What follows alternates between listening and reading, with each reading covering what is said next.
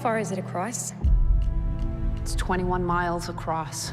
Currents changing every few hours. Freezing water. The hardest test in all of sport. Do you think I could do it?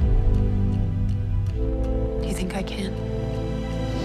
What would the difference is from going from such a pirate-scaled sort of film to doing something a little bit more smaller and more compact, almost to say, in terms of filming with water? I feel like any movie or project with a lot of people and equipment and, you know, is always going to be somehow, you know, complicated.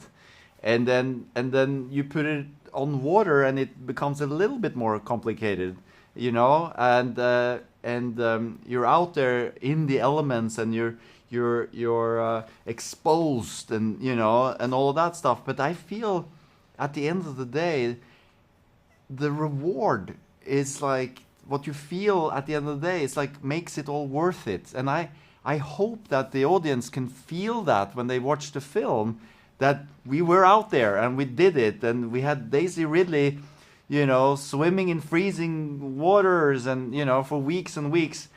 And that's important when you tell a story like this.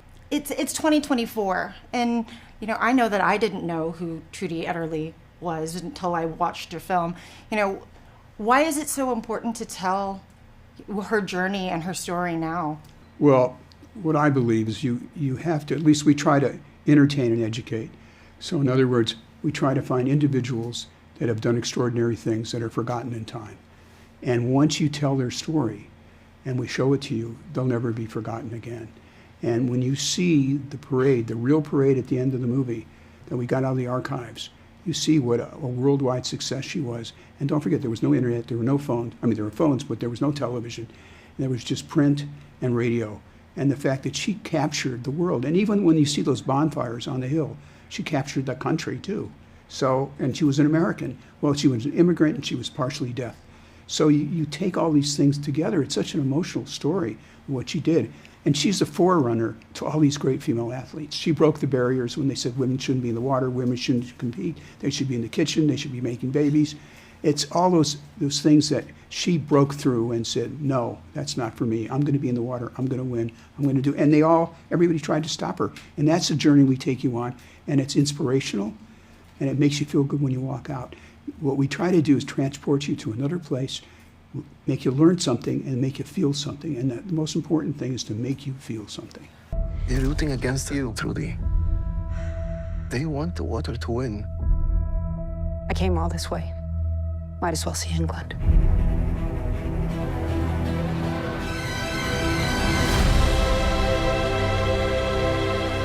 There's no going back. I would love to know how having to learn this physical activity challenged you in ways that you hadn't been challenged before in a role.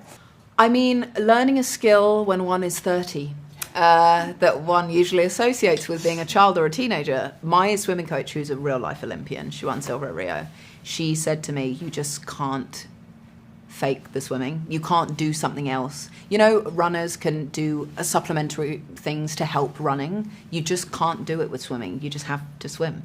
And she said that it's very difficult, unless you're a child or a teenager, to pick up a skill like that. So learning it as a fully grown adult was tricky. But it's also interesting because obviously by virtue of what I was doing, my body changed, so the way I was holding myself changed. There's such determination and grit to Trudy that I was taking from these sessions when I felt I was tired or I felt I couldn't do it. And during filming, on the weekends thinking, I'd really rather not go and do training. I'd really rather stay in bed, but you just have to get up and go. And I was just doing a tiny portion of what she actually did. So it also gave me an even greater respect for what she really did at that time. Was there a moment where it clicked for you that you were like, you know what? I think I'm actually getting this. Yes, and it was honestly, I'm not joking, 6 weeks, 2 months into filming. So I had been training and we had already been doing swimming on camera. And I thought, I wish I could go back. But we would there was this particular pool we were training in Sofia in Bulgaria. And there was just one length I did and thought, Oh, yeah, okay. Because we would do certain drills. So Trudy had a bent arm stroke. So we would do like trails on the water, so technique stuff and then endurance stuff. And there was just one day, but then it doesn't last. You have the one day where you feel good and then you feel, oh, I've taken 10 steps back, and then you do it again. But by the end, the big swim was difficult and challenging and mentally something to overcome. But the last swim I did, Joachim just said, swim as long as you can. And I swam in the open water and went as far as I could, and I could hear my breath, and I would look up and see the boat, and I could see the camera boat. And then I stopped eventually when I just couldn't go anymore, and looked back and was like, wow, and felt really proud. Joachim was smiling, my coach was smiling. It was a wonderful way to finish. Jellyfish! She's gonna have to swim through. Trudy, you don't have to do this. I don't know. Seems like a nice day for a swim.